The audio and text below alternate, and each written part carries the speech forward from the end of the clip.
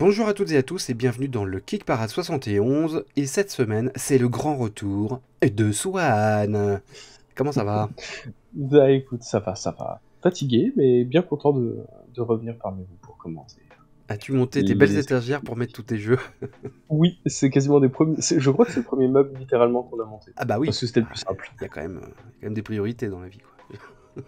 Allez, bienvenue dans ce nouveau top 10 avec les nouveautés de la semaine.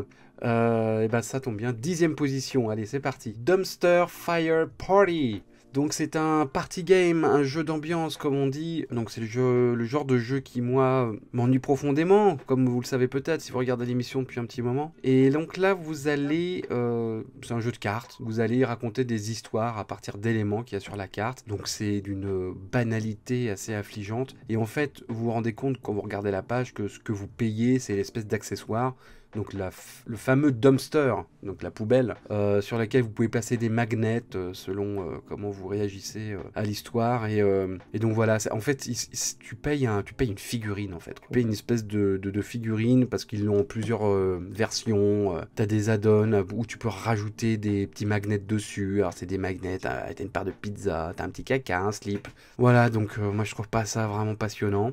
En fait, ça me rappelle la triste période de la fin des années 90, début 2000, où il y avait tous ces jeux Ravensburger qui essayaient de toucher un public plutôt jeune, avec effectivement des jeux qui sont basés comme ça uniquement sur une figurine, Ouais. qui marchent une fois sur quatre, tous les trucs Pic Pirate, trucs de Croco, là où il fait l'appuyer sur ses dents. Je trouve qu'on est à peu près sur le même level de gameplay. Bah ouais, Euh, ouais. bon. C'est assez déprimant comme truc. Donc il en est à 183 000 euros, 1266 contributeurs. C'est une petite campagne. On n'aura pas à se le farcir la semaine prochaine. C'est ça la bonne nouvelle, Swan. 9e position, c'est également une entrée, Ravenstone. Donc c'est un jeu de figurines, un skirmish game, comme on dit, c'est un jeu d'escarmouche. Voilà.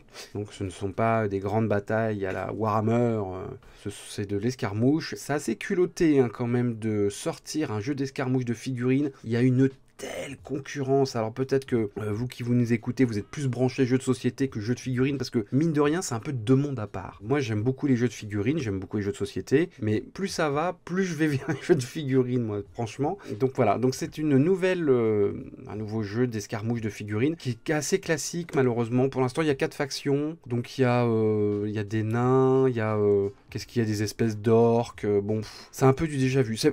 C'est pas moche, hein, les figurines elles sont pas mal, mais c'est classique quoi. Il y a juste un peu le côté fusil chez les humains, enfin je sais pas si c'est des humains, un petit peu cyborg rétro-futuriste qui est un peu rigolo je trouve, notamment un patrol runner avec qui est sur des espèces d'échasses métalliques et vous avez des espèces d'exosquelettes un peu qui font un peu méca mais médiévaux. Tu vois, Oui.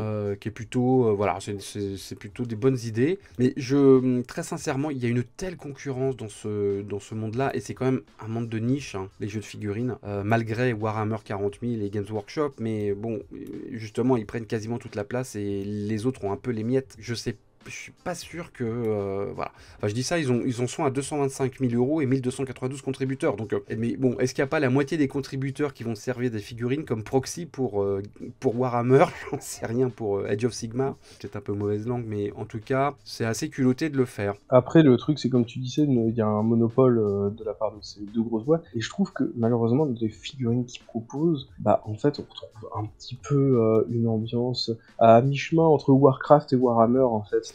C'est ça. Je trouve que finalement... Ça sort pas trop du lot, quoi. on a- On passe à la 8e place. C'est une entrée. On en avait parlé la semaine dernière. Enfin, j'en avais parlé la semaine dernière, parce que Swan n'était pas là. C'est The Flood. Donc un Eurogame, jeu de placement d'ouvriers dans lequel vous allez essayer de monter votre arche pour sauver les animaux. Bien sûr, vous allez jouer Noé, mais il y a plusieurs Noé, hein, parce que c'est un jeu compétitif. C'est des clones de Noé qui se font la compète entre eux pour construire leur arche. Il en est à 133 000 euros, 1304 contributeurs. C'est une très longue campagne, encore 21 jours. Donc il entre dans le top 10, ce qui m'étonne pas parce que c'est un jeu, voilà, c'est le genre de jeu qui plaît. Et le plateau est assez original, il est en rond, il y a des mammouths en figurine, et ça me plaît. Mais, moi, en fait, il y a un combo que je trouve incroyable. Un jeu sur Noé avec des mammouths par une société qui s'appelle Bédouin Game. Je trouve que c'est vraiment... c'est le... Le combo What parfait. the fuck? Mais non, je pense ils ont cette volonté justement, je pense dans l'implémentation des mammouths, de peut-être décorréler un peu le jeu on va dire, de l'imagerie religieuse. Non, le jeu a l'air bien sympa. J'ai vu une vidéo de gameplay et je l'ai rapproché la semaine dernière. Je sais pas si tu as eu le temps d'écouter l'émission avec ton déménagement, mais je l'ai rapproché. Ça m'a fait vachement penser à Atlantis Rising que j'ai. Oui, C'est- j'y ai pensé c'est- aussi. Alors malheureusement, je plaide coupable, je n'ai pas eu le temps d'écouter Bah oui, l'émission. bah c'est normal, hein. C'est normal, Mais, tu déménages. mais oui, j'y ai pensé aussi, cette même notion avec la montée des eaux, Tout il y a à un côté fait. un peu timer, etc. Alors je crois qu'il y a un mode coop aussi hein, dans ce jeu-là, avec Ouais, des dinos ouais, d'ailleurs. ouais. Il y a deux modes. Ouais. Mais effectivement, on retrouve un peu la même ambiance. 7ème place, alors on est revenu à nos jeux de train Edge of Steam Deluxe Expansion Volume 1, 2 and 3. Les mecs qui sortent, blah 195 000 euros, 1882 contributeurs, une petite semaine, donc c'est la seule fois où on va en parler. Et ben, c'est les jeux de train. Voilà, c'est une branche du jeu de société tout à fait particulière qui a ses adeptes, ses fanatiques même on dirait. Et c'est toujours très moche. C'est toujours très... T'as l'impression que c'est un jeu des années 80. Ça, Et en fait, ils s'en foutent, les joueurs de Oui. ça. Parce que ce qu'ils veulent, c'est de l'efficacité et de la clarté dans le matos, sur le tableau. Et je les comprends. Parce que ça doit être des bons jeux de prise de tête et t'as pas besoin de t'emmerder avec de la fioriture, si tu veux. Quoi. Faut que tout soit lisible. Donc c'est une extension pour ce jeu que je ne connais pas, Edge of Steam. Je sais pas si toi tu connais. Non, bah je me suis un peu renseigné là sur le jeu, mais bon voilà, c'est très l'Allemagne quoi. C'est très c'est très le train. Bah après effectivement, il y a quand même une petite communauté hein, quand tu vas sur BGG, tu vois il y a des mecs qui parlent de leur strat, de machin, etc. Ça a l'air d'être une communauté vachement sympa. Voilà. Et donc là, il y a 3 extensions. Alors, je crois que j'ai cru voir dans les pledges que pas très cool, c'est que tu peux pas prendre les 3 extensions ensemble dans les pledges. Tu vois, t'es obligé de prendre le all-in avec le jeu de base Deluxe et tout ça pour avoir les 3. C'est un peu chiant. Ouais. Sinon, tu peux prendre un pledge avec une extension et les prendre en add-on après les autres. Donc, je comprends pas pourquoi ils ont fait ça, parce que bah, tu sors 3 Bah, si. extensions, bah tu fais un pledge avec les 3 extensions, quoi. Bah non, parce que du coup tu perds. Ça va avec le jeu en fait. C'est-à-dire que c'est à toi de trouver la manière de gérer tes différentes contreparties pour que ce soit la manière la plus optimisée C'est le de jeu rendement, dans le quoi. jeu.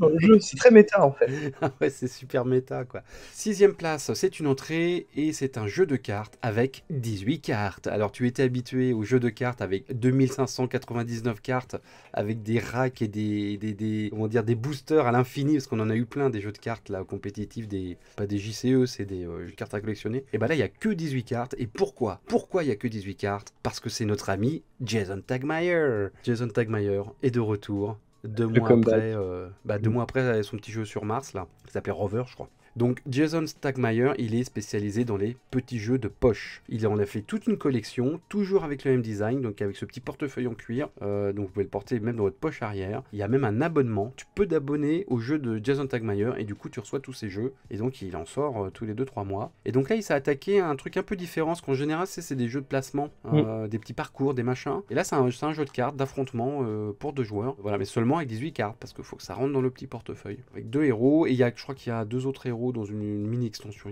pour ouais c'est ça, il y a une mini extension, il y a des terrains qui changent les actions de la bataille, donc ça fait de la rejouabilité en fait, de la complexité dans ce petit jeu. Il en est à 40 000 euros forcément parce que c'est un jeu qui coûte pas cher du tout, 1940 contributeurs et il reste 9 jours avant la fin. Avec toujours cette petite intelligence de gameplay, donc là savoir qu'en fait tu vas comboter en fait avec les terrains plutôt qu'avec les cartes de ta main. C'est ça.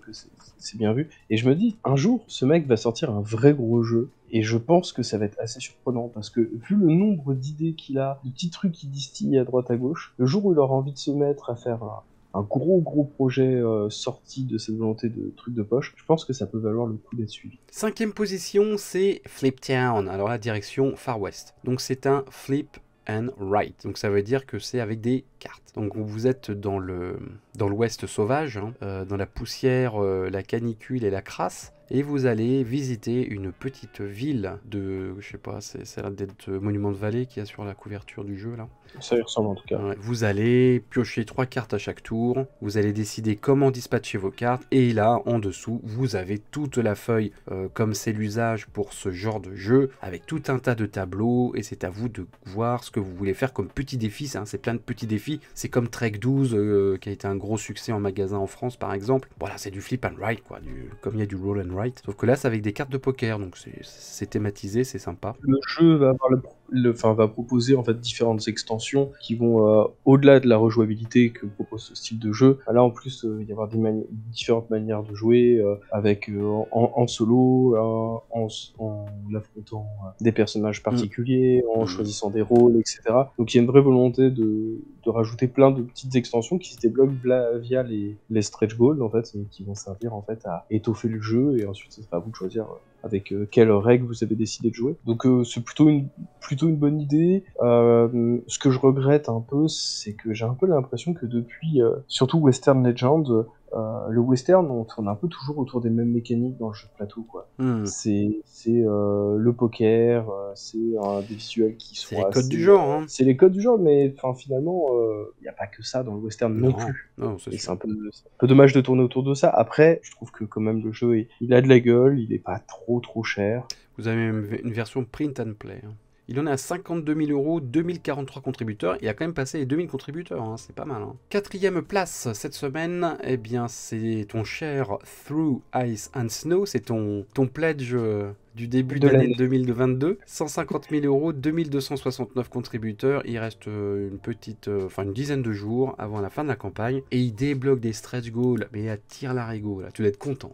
Alors, oui, mais d'un autre côté, je les trouve plutôt raisonnables. C'est-à-dire que on sent que c'est un beau projet, mais c'est un projet qui est quand même relativement modeste par rapport à, c'est sûr, à ce qui se fait aujourd'hui. Et ce que j'aime bien, c'est qu'ils sont plutôt raisonnables en fait dans le dispatch des stretch goals. Ils sont pas mis à dire vous allez avoir un stretch goal tous les 100 000 contributeurs. Ils continuent à dispatcher au fur et à mesure, et ça va de l'élément cosmétique à des cartes en plus. Il y a vraiment une notion en plus de choix. En fait, souvent tu as le choix entre deux projets, et puis en fait tu vas choisir lequel des deux stretch goals t'intéresse le plus. Il y a toute une petite ambiance participative qui est plutôt sympa. C'est une campagne qui est assez agréable à suivre, sachant qu'en plus ils continuent à communiquer à mort via des petits événements qu'ils vont faire. Donc là normalement ils devraient faire un live avec l'association qui les aide.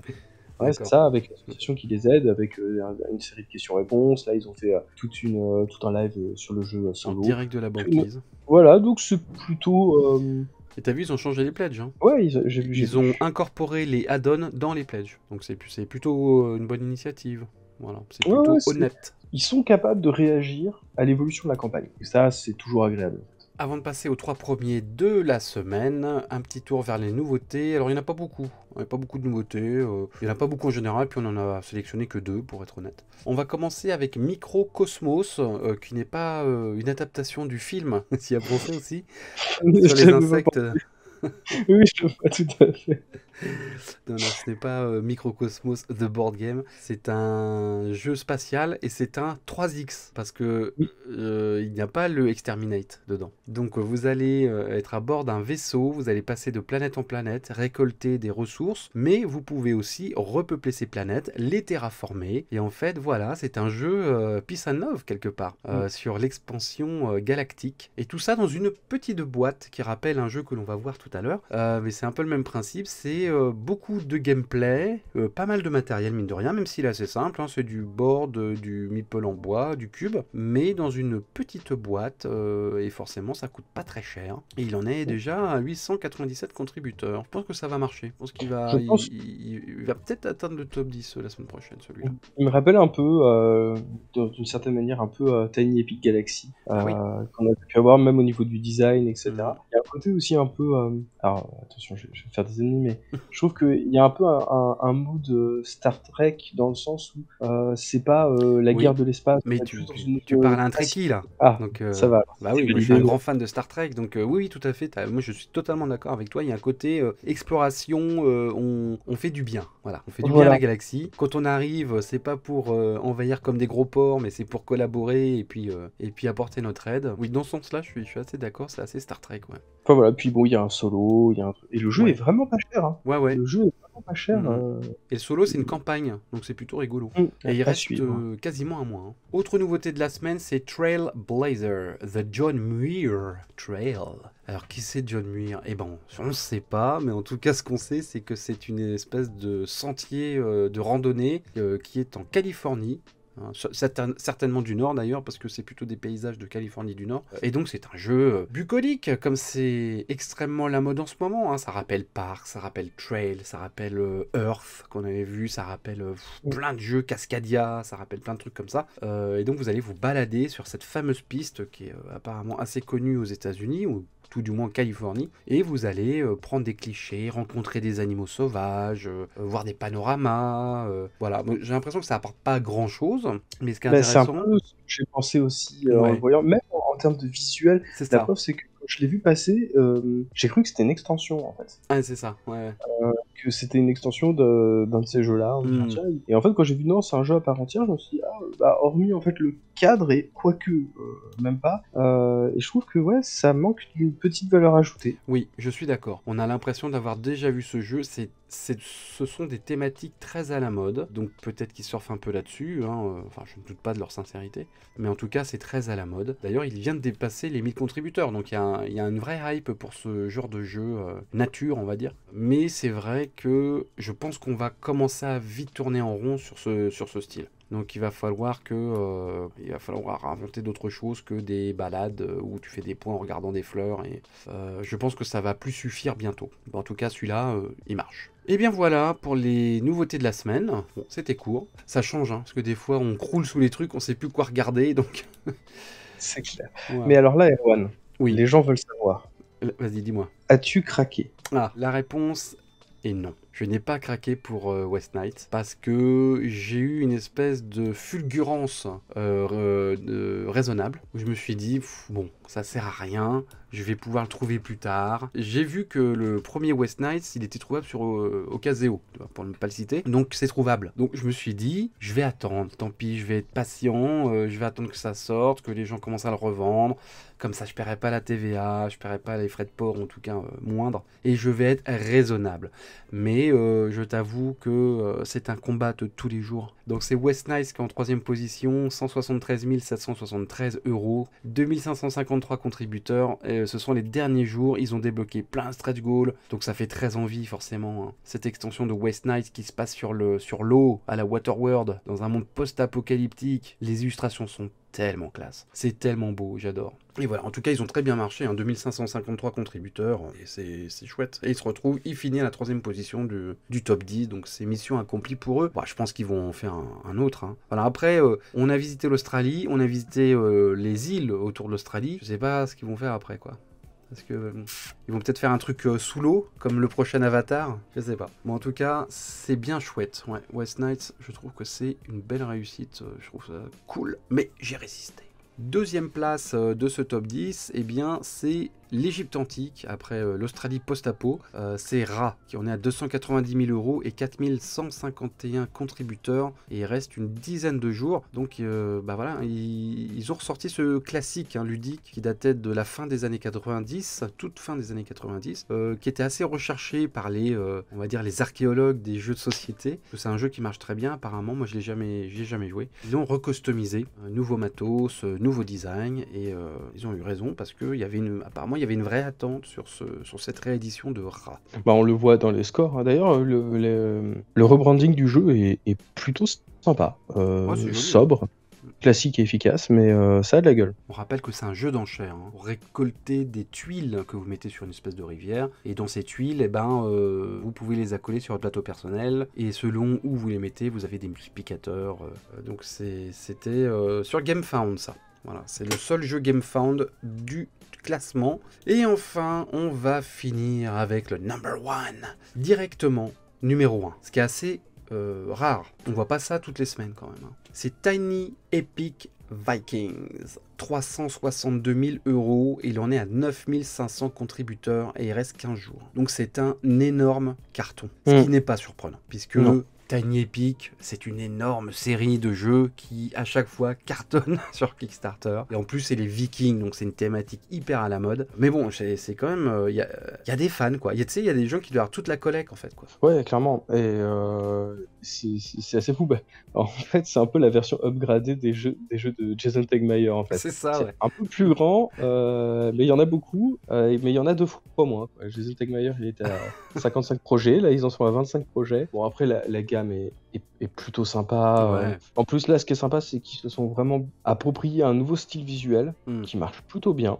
Il y a un côté, le plateau, il y a un côté un peu old school dans le design que je trouve fort appréciable. Alors, apparemment, c'est la première fois qu'ils font un plateau repliable comme ça, dans les Tiny Epic. Oui, Voilà, ouais, parce que la c'est vrai que nouveauté. d'habitude, c'est plus par le biais de carte ou alors le Mm. plateau est directement intégré à la boîte. Enfin, Mm. il y avait toute cette logique-là, et là, effectivement, Mais ils ils ont agrandissent pas la proposé boîte pour cette autant. option-là. Non, Ça, non, non. ils Mais restent par contre, fidèles à leur concept. mais il y a quand même 2 boîtes, hein. Si on veut profiter pleinement, Ouais. ça fait un petit moment aussi où c'est le cas, on va pas se mentir. Ouais. C'est-à-dire que tu as une boîte de base, mais le jeu est un peu incomplet. Mm. Moi, il y en a que j'aime beaucoup dans la gamme qui est Tiny Epic Defenders, Mm. mais en vrai, le jeu prend toute sa saveur avec l'extension. Sans l'extension, le jeu est un peu fade, et j'ai un peu l'impression que ces derniers temps, c'est un peu ça de manière générale sur tous leurs jeux. Il y a, on va dire, le jeu de base avec la règle de base, mais en vrai, si on veut le profiter pleinement, faut une deuxième, voire une troisième boîte. Et là, il y a une extension qui s'appelle Ragnarok. Donc, vous avez du géant de givre, évidemment. Voilà. Le concept, c'est de plaire aux dieux. Donc, vous êtes C'est ça, tout en... des tribus vikings et il va falloir monter votre cote auprès des dieux nordiques. Bon, c'est pas ultra original. Au niveau du Non, gameplay, bah c'est peut-être le... ils ont ouais, ressorti les le runes, ils ont ressorti les c'est ça. îles, ils ont ressorti les... Tu vois, on est quand même dans le lieu commun du jeu de viking. Et puis moi je trouve qu'en plus on arrive à une période où, je sais pas toi, mais je commence à en avoir aussi une certaine overdose du Viking à toutes les sauces. Après l'overdose Marvel, voici l'overdose C'est viking. ça. Mais c'est vrai, mais en même temps c'est vrai que c'est un peu pénible cette volonté que voilà, il y a un univers qui fonctionne et il va être décliné jusqu'à Eh oui, mais saturation. c'est ça le produit Et culturel. Ça va dans c'est le ça. vent, ça surfe sur la vague. C'est là où tu te rends compte que Blood Rage était vachement en avance sur son temps. Ouais. C'est une bonne idée, tu vois, c'est un super beau concept. Vous voulez un gros jeu? Eh ben vous aurez un gros jeu, mais dans une petite boîte. Et je trouve que c'est forcé de constater qu'ils y arrivent à chaque fois. Ouais, bah ouais. Et bah donc voilà, et donc bon après je pense que ça vaut pas le coup de baquer parce qu'il n'y a pas de VF, vous payez la TVA, les frais de port sont assez chers et ça sort en général en français ça, dans les boutiques. Oui, alors avec un peu de décalage, hein, Ah oui, forcément, il y a un peu de faut être retard patient. sur, Écoutez, hein, sur la gamme, mais moi ça viendra. j'ai été patient avec West Knight, donc vous pouvez être patient avec Tiny Epic. Voilà, bah écoutez, on a fait le tour du top 10 et des nouveautés de la semaine. N'hésitez pas à mettre un pouce si ça vous a plu. N'hésitez pas à commenter les campagnes, notamment Tiny Epic Vikings. Est-ce que vous allez attendre la version boutique en français ou est-ce que vous allez plonger dans le Grand Nord avec Kickstarter? Et merci de nous suivre. L'émission elle marche bien, quoi. Elle marche bien, ça fait plaisir. Et en plus, on a des super viewers qui ne font que des commentaires bienveillants, intelligents, sans agressivité. Donc ça, c'est cool quand on a une communauté comme ça. Voilà. Ouais, c'est vrai que au début je vous aimais pas trop, mais maintenant ça va. Ça, c'est dans quel film C'est ça? faux. C'est dans La Cité de la Peur, c'est ça? Au début, je vous aimais pas et maintenant, je vous trouve super. D'ailleurs, on peut peut-être en profiter pour faire un petit coup de pub aux copains parce que c'est Ouais. vrai que cette semaine est sortie sur la chaîne aussi une nouvelle émission. Donc, si Ouais. vous êtes fan de Marvel jeux de Champions. cartes et de l'univers de Marvel, des Marvelous petites vidéos Marvel qui vous Champions, présentent. Voilà. Sur, Qui présente les decks, qui présente le méta du jeu. C'est Lilian qui fait ça et c'est cool. C'est cool, c'est un nouveau sur la chaîne et il faut l'encourager. faut l'encourager. Voilà, Allez lui envoyer des cœurs. c'est ça. Voilà. Bon, et bien merci à toutes et à tous de nous avoir suivis et on se retrouve la semaine prochaine. Ciao, ciao. Ciao, ciao.